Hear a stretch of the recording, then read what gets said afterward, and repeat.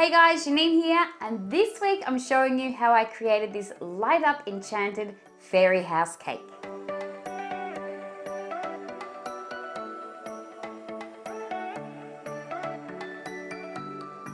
So the first section I'm creating is the base section, which is the cute little garden. To create the garden, I've taken a 12-inch round MDF board that's about 6 millimeters thick. And then I drilled a hole to one side of that, in this case the right-hand side, that's big enough to fit through a 3/4 inch threaded rod. I've put the threaded rod through there and secured it either side with some nuts and some washers. I've then covered the threaded rod in some aluminium tape to make sure it's nice and food safe. And now I'm going to go ahead and start building up the base. To make the garden cake, what I've done is baked a 7-inch round dark chocolate cake. Now I'm going to place that over the threaded rod and fill it with some buttercream, and then I get to go crazy. I get to go ahead and just shape it the way I want it.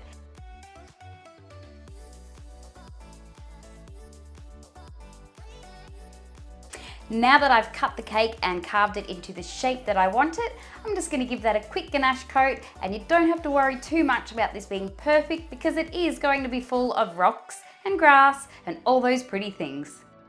So the next part of the cake I'm making is the main central part of the cake, the rounded area. And I wanted it to look a little bit like a fairy's turned like a gourd or a pumpkin into their house. To create this look, what I've done is I've baked two 6-inch half sphere chocolate cakes. I'm splitting them and filling them with buttercream also, and then I'm going to place one on top of the other and carve out a general shape. Once again, because of the nature of this cake, it doesn't have to be perfect, which is awesome.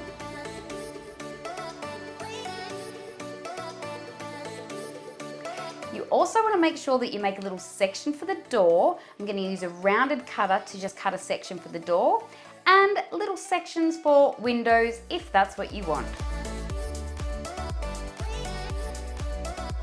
Once you're happy with the shape and the windows and the doors, go ahead and give that a ganache coat, and then, like we did with the garden section, set that aside to set up until later.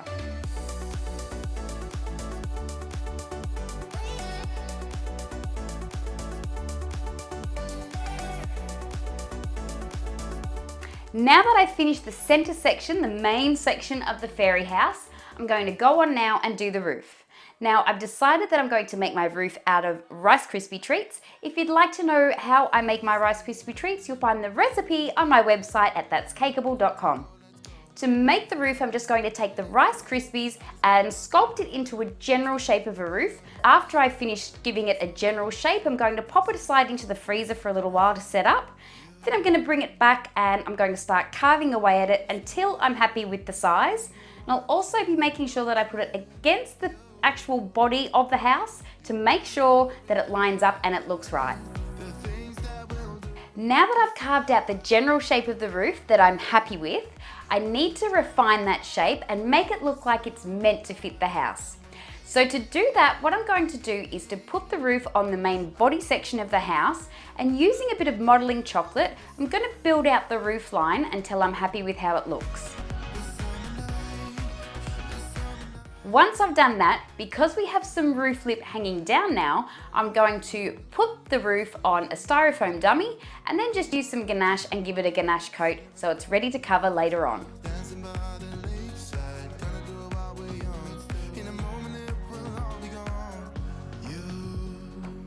Now that I've ganached all 3 cakes, it's time to go on and put fondant over every single one of them.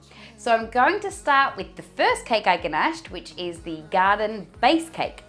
I'm going to cover this cake with some light green fondant, and then I'm going to texture it a little bit with some crushed up aluminium foil. All of the cakes will need texture of some sort, and this is how I'm creating the garden texture. Now it's time to go on and cover the main section of the fairy house. I'm going to cover the main section in a very, very pale pink fondant, and with this tier I'm going to use my Dresden tool to make some marks in the cake just to give it a bit of texture to make it look a little bit more au naturel. Finally, to do the roof of the cake, I'm just going to cover this in some white fondant, making sure that you flip the fondant underneath so you get that awning area that we've created with the modelling chocolate. You don't want any rice cereal treats exposed. The first tier I'm going to colour is the base tier, the garden tier. And to colour this, I'm going to use my airbrush and just used a few different variants of green food colouring just to give it a little bit more dimension. If you don't have an airbrush, of course, you could just cover this in a single colour of green, or you could use different coloured green petal dusts to get a very similar effect. Now that the base tier is all coloured, it's time to move on and do the body tier of the cake. To colour this section of the cake, I'm just going to use my airbrush once again with a very watered down dusty rose colour. Moving on to colouring the roof of the cake, I'm just going to give this one a single green coat in airbrush because this one's going to be covered in some pretty leaves later on. Right, now that all my tiers are covered, it's time to assemble this cake. I'll take you from the bottom up. The first thing I need to do is to find out where the hole needs to be for the rod to pass through the centre tier and the top tier. To do that, I'm taking a rod 3/4 inch size, the same as the rod that's in the board, and I'm threading that through the cake where I want it to be. After that, I'm going to place the top tier on top of the centre tier just to find out whereabouts we need it to go. Once that's done, I have to put some supports in the base tier so that it can carry the weight of the middle tier. Once the supports are in, I'll pop a little bit of chocolate ganache on that cake, and then I'll thread our main cake over the threaded rod onto the top of the base cake. Once the centre cake's on, we have to go ahead and do the same thing for the top tier. So firstly, I'll add some supports. In this case, I'm using some bubble tea straws so that it can support that roof. On top of those bubble tea straws, I will add a cake board, and then I'll pop on some ganache, and on top of that, I'll thread over the top tier, which is the roof. Here's the part where I get to tell you a little bit of what not to do.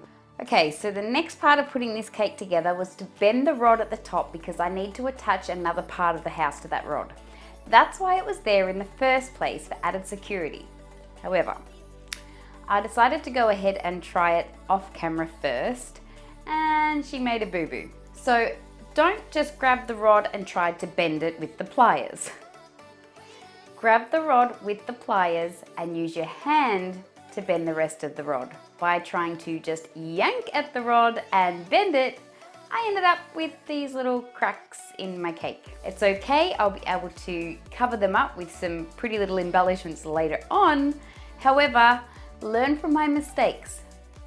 Okay, now that the rod is bent, I'm going to take some of that original light pink fondant that I used on the body of the cake and create another sort of level. It's almost like a chimney. I'm connecting it to the side of the actual house and then moving it up and attaching it to the roof. I'm going to go ahead and texture that just as I did on the bottom and put a little window in there also. Now that I've got that other side part of the house done, of course, that also needs a little roof. So I'm just going to make a roof that looks similar to the larger roof out of a small piece of light green fondant. Once that side section of the fairy house is done, of course you need to go ahead and colour it in the same way as you colour the actual house. Okay, now it's time to start decorating this fairy house and bringing it to life. The first thing I'm going to do is cover both the large roof and the smaller roof in leaves. To make the leaves, I'm just going to use a leaf cutter and cut out some very light green fondant. Then I'm going to vein each leaf. To attach the leaves, I'm just going to use some piping gel, and starting from the bottom of the roof, I'm going to layer the leaves up, working upwards. Once they're all done, I'm going to paint them in a watercolor green food coloring. Now to get a watercolor food coloring, all I've done is use some gel color, and I have mixed that with a little bit of food grade alcohol, let it sit and all the sediment falls to the bottom, and then you just use what's on the top. Okay, our leaves are all over the roof. It took a little while, but hey, I think it looks cute. Okay, so the next thing I'm going to do is to make the door for this little house. So to make the door, what I'm going to do is to take some white modelling chocolate and just put some scoring in it to make it look like a timber door. I'm then going to use a coinciding circle cutter around the same size as the hole that I've made in the house. Cut out a circle out of that modelling chocolate and simply place it into the gap.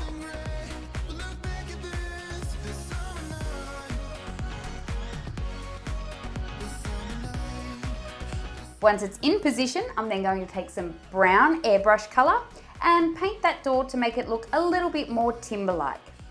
Once the door's painted, I'm going to add just a couple of little slats across the door, also made from modeling chocolate, and then I'm going to add a little door handle, which I will kiss with a little bit of gold luster dust.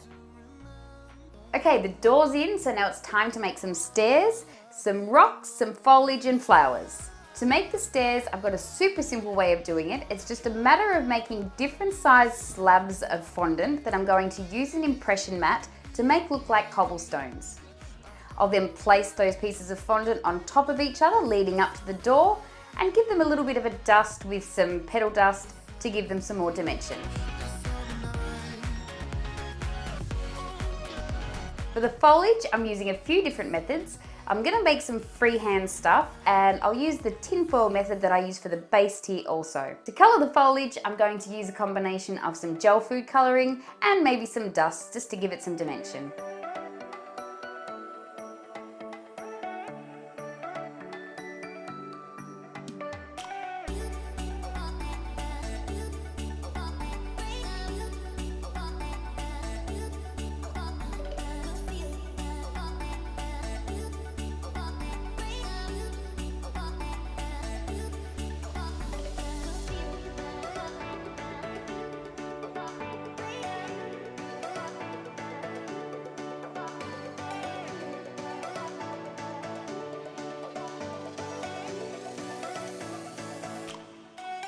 So to finish off the board, I've covered it in some piping gel and then just sprinkled some desiccated coconut that I've coloured green over the top of that to give it a grass effect. The last thing I want to do is to add some windows to this little cutie, and to give it a little bit of pop, I'm adding some lights. To make the windows for this cake, I've decided to use isomalt.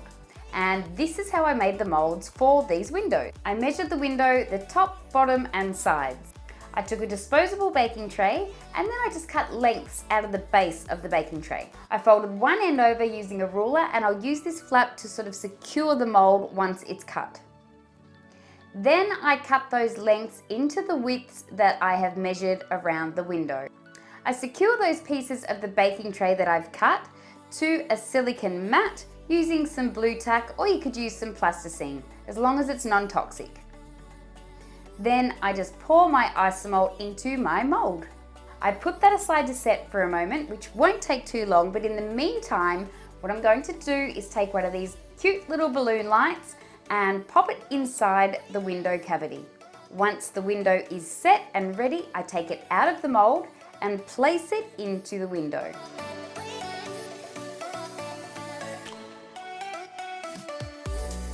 I then just take some modeling chocolate and cut it into thin strips, put it around the sides and the top and through the middle of the window to make the window frame. Once that's done, I'm just going to paint it with some gel food colour and our window is complete.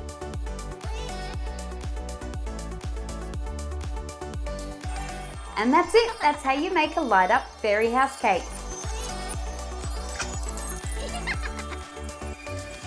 Oh, it's a wrap. Thank you so much for joining me again this week. If you like this video, please don't forget to give it a thumbs up. And if you haven't already, please don't forget to subscribe to my channel and hit that notification bell so that you're informed every time I upload new content.